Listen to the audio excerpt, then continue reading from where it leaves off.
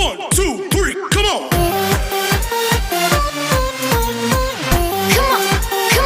प्रिय विद्यार्थियों, आज हम अध्याय 7 पौधों से जानिए। आइए हम पौधों के बारे में जानते हैं। पौधे हमारे चारों तरफ पृथ्वी पर बहुत सारे छोटे बड़े पेड़ पौधे हैं जो कि हरे रंग की पत्तियों द्वारा आच्छादित रहते हैं। यह हमारे वातावरण को शुद्ध एवं स्वस्थ बनाते हैं। तो आइए हम जानते हैं पौधे किस प्रकार के होते हैं। पौधे के विभिन्न भाग। पौधे के विभिन्न भाग होते हैं जड़, तना, पत्ती, फूल, फल और बीज। जड़ जो कि ज़मीन के अंदर रहती है, तना जो कि ज़मीन के ऊपर वाला भाग होता है, पत्ती आपको पता है तने के ऊपर रहती है, फूल जो कि अलग अलग कलर के फूल पाए जाते हैं पौधे पर, फल लगते हैं और बीज होते हैं जो कि एक नए पौधे के निर्माण में महत्वपूर्ण भूमिका निभाते हैं। पौधे के जड़, तना, पत्ती के लक्षणों के आधार पर पादपों को 3 वर्गों में बांटा गया है। शाख हरे और कोमल होते हैं जिनकी सामान्यतः छोटे होते हैं, जैसे कि मिर्ची का, टमाटर का।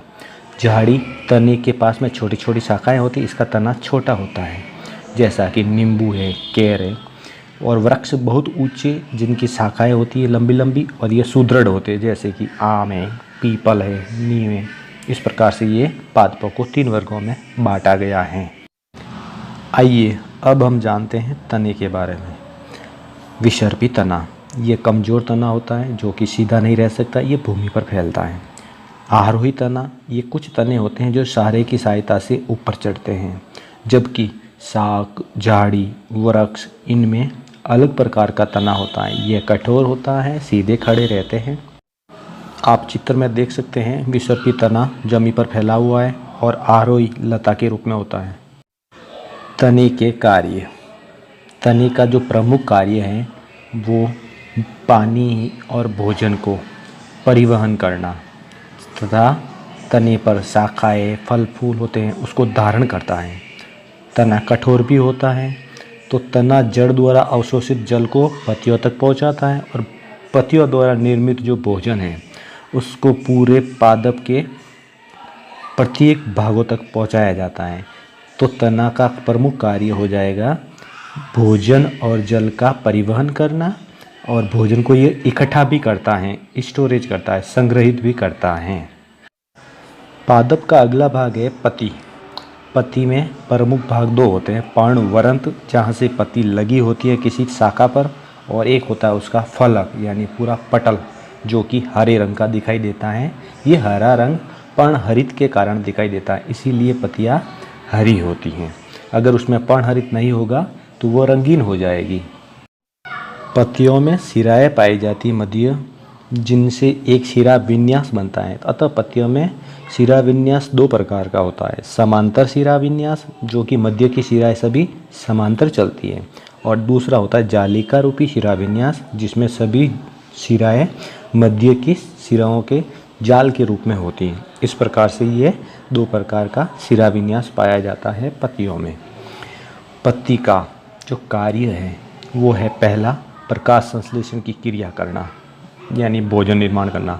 दूसरा है वाष्पो उत्सर्जन करना यानी कि वाष्प के रूप में पानी का उत्सर्जन करना। तीसरा है श्वसन क्रिया यानी कि ऑक्सीजन को अंदर लेना, कार्बन डाइऑक्साइड को बाहर निकालना।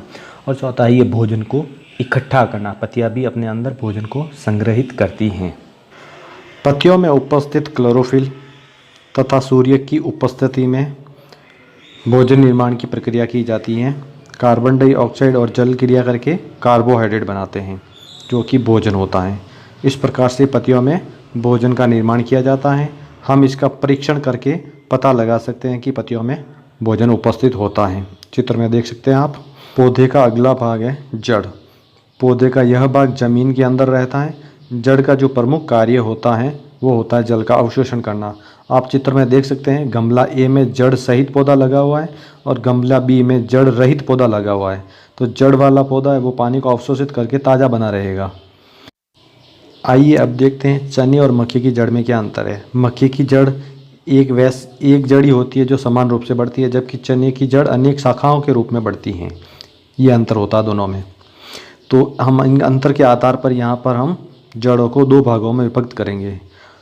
अब हम कह सकते हैं कि जड़ें दो प्रकार की होती है, रेशेदार जड़ और मूसला जड़। जिस जड़ को मुख्य जड़ के अलावा पार्श्व जड़ें होती हैं उसमें हम मूसला जड़ कहेंगे, और जिस पौधे की जड़ मुख्य जड़ नहीं होती हैं, सभी जड़ें रेशेदार रहती हैं, उसे हम रेशेदार जड़ कहते हैं। आप चित्र में देख सकते हैं, मूसला जड़ में एक मुख्य जड़ होती है और पार्श्व शाखाएं होती हैं, जबकि रेशेदार जड़ में सभी रेशेदार होती है, इसमें कोई मुख्य जड़ नहीं होती हैं। इस प्रकार से इन दोनों में अंतर है। तना जड़ों द्वारा अवशोषित जल और खनिज लवणों को पत्तियों तक पहुंचाता है एवं शाखा तक पहुंचाता है, और पत्तियां द्वारा निर्मित जो भोजन है वह पूरे भागों में परिवहन का कार्य करता है। अतः जड़ का एक और कार्य है कि जो भोजन आएगा उसको इकट्ठा भी करता है। अतः जड़ कार्य करेगी, जल का अवशोषण भी करेगी और भोजन को इकट्ठा भी करेगी, संग्रहित भी करेगी। आइए अब हम जानते हैं कि गुलाब के पौधे के 3 पौधे लिए हुए हैं। एक पौधा है जो कि फूल रहित है, पत्तियां रहित है, केवल एक तना है। दूसरा जो चित्र है वो केवल फूल रहित है, यानी कि उस पर पत्तियां लगी हुई है, तना है। तीसरा जो पौधा है उस पर फूल भी है, पत्तियां भी है और उसका तना भी है। आप तीनों में अंतर देख सकते हैं। आइए अब हम जानते हैं गुलाब के पौधे पर पुष्प और कलिका, यानी कि जो ये गुलाब का फूल होता है इस पर जो रंगीन पंखुड़ियाँ होती है, पत्तियाँ होती है, इसे हम पंखुड़ियाँ बोलते हैं, यानी दल पुंज बोलते हैं।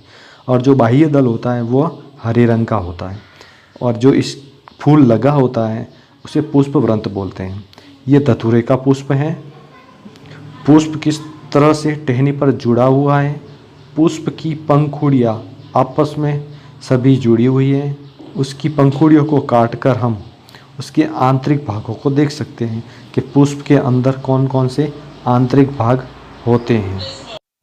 तो हम इस पुष्प के अध्ययन करके हम पुष्प के विभिन्न भागों के बारे में जान सकते हैं। आइए पुष्प के विभिन्न भाग। पहला है बाह्य दल, जो कि हरे रंग का होता है। दल पुंज, जो कि रंगीन पंखुड़ियाँ होती है। स्त्री केसर, जो कि उसका मादा अंग होता है। पुंकेसर, इसका नर अंग होता है। और पुष्पासन, जिस पर ये पुष्प लगा होता है। इस प्रकार से पुष्प के ये विभिन्न 5 भाग होते हैं मुख्य रूप से। पुष्प पौधे का जननांग भाग है, जहाँ पर बीज और फलों का निर्माण होता है। आइए अब हम जानते हैं पुंकेसर के बारे में। चित्र में आप देख सकते हैं पुंकेसर पतले पतले तंतु होते हैं और उसके ऊपर परागकोश लगे होते हैं। इन परागकोश में परागकण पाए जाते हैं और ये लंबे जो शाखाओं के रूप में होता है जिन्हें हम तंतु कहते हैं। अतः पुंकेसर के 2 भाग हो गए, परागकोश और तंतु। और परागकोशों में होते हैं परागकण, जो कि नर युग्मक होते हैं। दूसरा है स्त्री केसर। स्त्री केसर में 3 प्रमुख भाग होते हैं।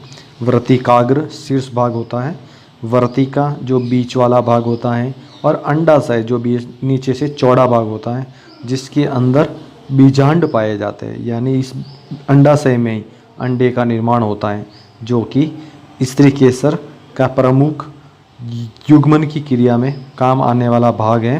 अंडाशय के अंदर पाया जाता है अंडे। बच्चों, आप अंडों की व्यवस्था देख सकते हैं कि अंडाशय का जब आंतरिक भाग काटा गया तो उसके सामने व्यवस्थित रूप में बीजांड दिखाई देता है, जो कि अंदर छोटे छोटे बीजों का निर्माण करने की प्रक्रिया को ये संपन्न करते हैं। अतः हम कह सकते हैं कि सभी पुष्प की संरचना एक समान नहीं होती है। सभी फूलों में संरचनाएं अलग अलग होती है, किसी में संयुक्त होती है, किसी में वो मुक्त रूप में पाए जाते हैं। आज का अध्याय यही समाप्त होता है। आइए अब जानते हैं सारांश। तो हमने इस अध्याय में जाना कि सामान्यतः पौधों का वर्गीकरण उनकी ऊंचाई, तने एवं शाखाओं के आधार पर शाख, झाड़ी एवं वृक्ष में किया जाता है।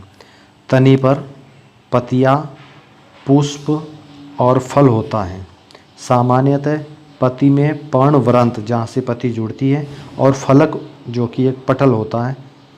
पत्ती में सिराओं का प्रतिरूप सिरा विन्यास कहलाता है, और यह सिरा विन्यास 2 तरह का होता है पत्तियों में, जालिका रूपी अथवा समांतर सिरा विन्यास। और पत्तियों का हरा रंग पर्णहरित के कारण होता है। पत्तियां वाष्पोत्सर्जन की क्रिया द्वारा जलवायु को वायु में निष्कासित करती है, यानी पानी बाहर निकालती है पत्तियों द्वारा। हरी पत्तियां सूर्य के प्रकाश की उपस्थिति में वायु तथा जल से प्रकाश संश्लेषण की क्रिया द्वारा भोजन बनाती हैं। जड़ें मिट्टी में जल और खनिज पदार्थों का अवशोषण करती हैं और पौधे को मिट्टी में दृढ़ता से जमाए रखती हैं, पौधे को गिरने नहीं देती है। जड़ें मुख्यतः दो प्रकार की होती हैं, मूसला जड़ और एक होती है रेशेदार जड़। आप जान चुके हैं दोनों के बारे में। जालिका रूपी शिराविन्यास युक्त पत्तियां वाले पौधों की जड़ें मूसला जड़ होती है, जबकि समांतर शिराविन्यास युक्त पत्तियों वाले पौधे की जड़ रेशेदार होती हैं। तने द्वारा जड़ों से पत्तियों और दूसरे भागों को जल और पत्तियों से भोजन पौधे के अन्य भागों तक पहुंचाने का कार्य करता है तना। पुष्प के विभिन्न भाग होते हैं, पढ़ चुके हैं। सबसे बाहर वाला बाह्य दल, फिर होता दल पुंज जिसे हम पंखुड़ियाँ कहते हैं, पुंकेसर होते हैं तथा स्त्री केसर होते हैं।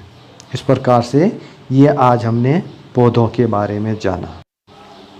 अगले वीडियो में फिर मिलते हैं नए अध्याय के साथ। तब तक के लिए जय हिंद।